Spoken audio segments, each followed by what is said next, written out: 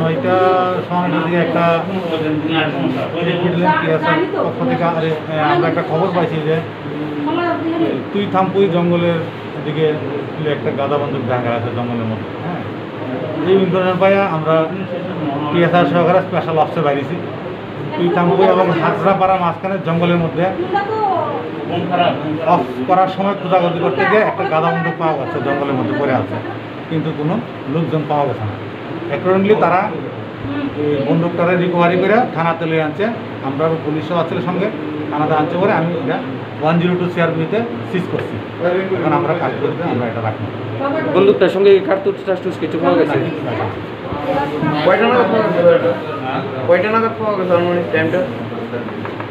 আনুমানিক 12টা 12:15 সময়। আমরা না এসে আধা ঘন্টা থেকে কোনো সন্দেহ টন্দেহ আছে কারোর প্রতি? না, জঙ্গলে কোনো যে জায়গায় পাওয়া কোনো মানুষ বাড়ি ঘর নাই, কারোর দেখতো না। কোন জায়গার মধ্যে এক্সাক্ট পাওয়া গেছিল? এটা তুই তাম্পুই এবং হাজরাপাড়া মাঝখানে জঙ্গলের মধ্যে। মাটির নিচে পুঁতে রাখছিল না উপরে আসছিল? না, এটা জঙ্গলের মধ্যে হয় না, মাটির উপরে।